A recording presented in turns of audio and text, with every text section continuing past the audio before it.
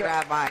It's amazing how God has moved you all over the world, spoke to you, used you, and we remember talking about India and what God did there, and we actually have a clip of it. Yes. Could we roll it in now? Yeah, sure. That should be from the Harbinger Man. Yeah, it is. Yeah. It's from the Harbinger Man, and we're sending this out this week as a part of the Jonathan Cahn We Love You special, the Christmas special. It's called the Man on the Mountain in India. Could we roll that piece? This man came, his name was Dr. Job, an evangelist, pretty famous evangelist in India. And he said, I ask you, you must come to India. So I prayed and I said yes. All the believers of India trace themselves to the Apostle Thomas. By tradition, he went to India and was killed there by radical Hindus. And so they said, come, we want you to walk in all the footsteps. It'll be like a return.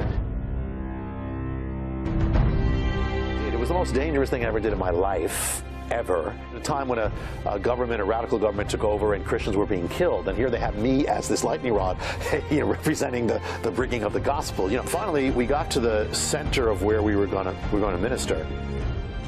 And there they have a mountain called Mount St. Thomas, where by tradition Thomas was killed on that mountain. And they want me to go up there at a very dangerous time. But as we're going up the mountain, I'm stopped by an Indian man. He said, months and months before you came, I was called to go up this mountain, and the Lord spoke to me and said, there's a curse on India, and it goes back to this mountain, and blood was spilled, and this mountain represents the rejection of the gospel and also cursing of Jewish people, Thomas. And he said, there's been a curse. He says, and God told me that a Jewish man has to come up this mountain and not be killed. I go up to the top of the mountain. I preached, and then they went into the place where they had the torch of Thomas, and this is representing the flame, and really symbolically, this represents the flame that 2,000 years ago the Jewish people had the flame of the gospel, the torch, but they passed it to the nations. They laid it down, and we haven't had it. Now the nations have it. The evangelist, the Indian evangelist, Dr. Job, goes into to get the torch, the flame of Thomas, and hands it to me. It was almost like a symbolic thing of Jew to Gentile, now we're coming back. We shared at the mass gathering, blowing the shofar. The first time these Indians had seen it. Most of them had never seen a Jewish person before, but then seeing a Jewish believer. And so as soon as I sounded that shofar the first time, all of a sudden there was like an unearthly, blood-curdling screams that took place all over, about 70,000 people, sweeping throughout them, and we're like, what was that? When I went back home and I looked at the Encyclopedia Judaica, it said, traditionally, when the shofar is blown, the enemy has to flee. It was almost like a mass exorcism. I mean, it just happened. At the end, I shared about the Hebrew mystery of the bride and groom to them. And at the end, I gave an altar call, and about 70,000 people dedicated their life to the Lord that night. Wow. Amazing. God started doing some amazing things. Yeah, that was kind of the first. And the other, again, principle for everybody is that never did I see the power of the enemy and God as strong as that, where at the moment I said yes to this, all hell came against it. I mean, ever. But we had to persevere, and then because at the end of the road it was 70,000 people coming to the Lord. So the attacks of the enemy are take it as your encouragement to keep going against him. That's good, because there's something very good there. Yes. And then soon after that, this kind of moves. I was asked to go to Cuba. Fidel Castro opened up the gospel, or the island, to the gospel for 1 month. He said, I'll open it, we'll show the world we have freedom. Well, he said 1 month, I'm going to open up the gospel, only 1 month, but 1 month. And they asked me to come there to blow the shofar and open up Cuba for the gospel. Okay. But then something happened that was linked to the other. We're talking about mountains. This is the theme here. Everything's about mountains. This is going to another mountain, but we'll see what happens. It's something really God blew us away, but I think you have the clip for that. Yes. Let's go to Cuba now. That's Cuba. Yeah. Get a call from a man from Cuba, and he says that Fidel Castro is going to open up the island to the gospel for 1 month. and they want me to open it up. One of the things that happened was very strange, is a man came off the street and says, I have to talk to the Jewish man. It was in the city of Cahn. And he said, before you came, the believers, we were praying and we were led to go up the mountains of Cuba, and God revealed there's a curse on the land, just like saying almost exactly what was said in India. And so he said that there has to be a Jewish return to Cuba. And he says, you know, and that mountain, he points to a mountain now, and so that mountain is a cursed mountain. And he says they offer up sacrifices, it's Santeria, and God said that curse is going to turn to a blessing. And so I said, all right, tomorrow I guess we're all going up this cursed mountain. In the middle of the top is this pavilion where they have the idols. And there's a man standing outside, and he looks at me from a distance and he says, Hola, Jonathan. And I'm thinking, I don't know Spanish, but that sounds a little bit like, hello, Jonathan. And then he comes over to me, and I have a translator. He comes over to me and he says, I knew you would come here. I've been waiting for you. And he has in his hand an object. He's carrying a ceramic plate. And on the ceramic plate is a painting. And on the painting is a painting of me sounding the shofar.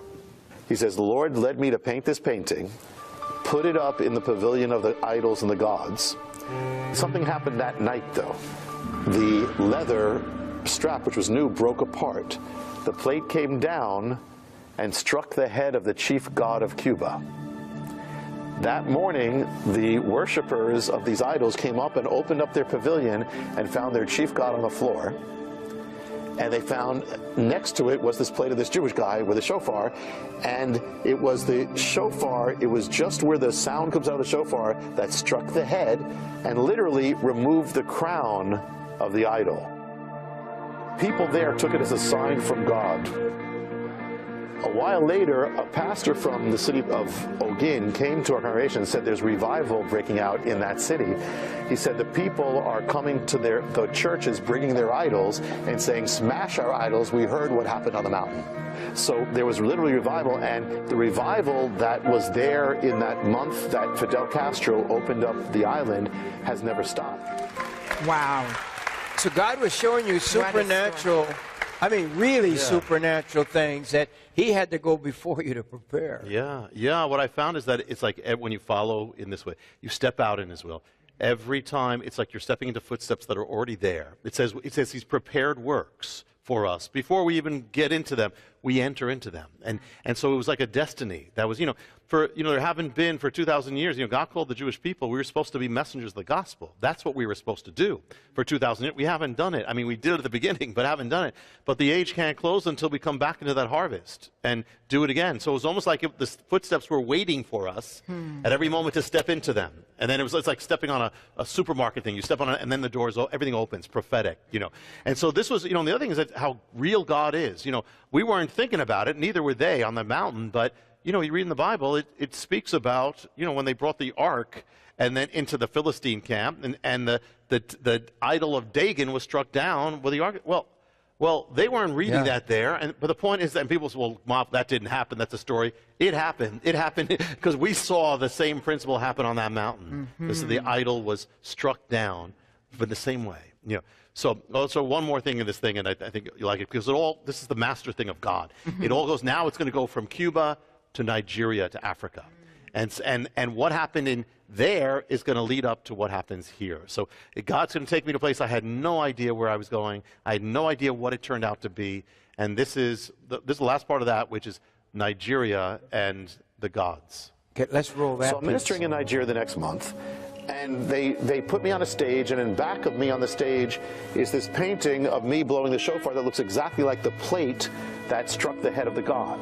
So I'm telling them about the story. When I said Ochun, they all light up, I'm saying, why did they have the reaction? It says, they all know the gods. And really, this is where it started here. This is the state called Ochun. So I'm ministering there, and a man comes into the gathering, and he is like the Pope of Nigeria. He's called the Oni of Ife, and he is like the head. He's called the King of Kings. He's the head of other tribe leaders. He is considered a god. He's over the gods. He's the keeper of all the gods that became the center of Santeria and all these things around the world. He says, I renounce my title. I am not a god. There's only one God of heaven and earth. And he even, I believe, mentioned Jesus. And so he does it under, it's like where the crown was removed of Ochun, he removes his title. It made the headlines. Oni of Ife says that there's only one God. And then it has a page of me and him giving the Aaronic blessing.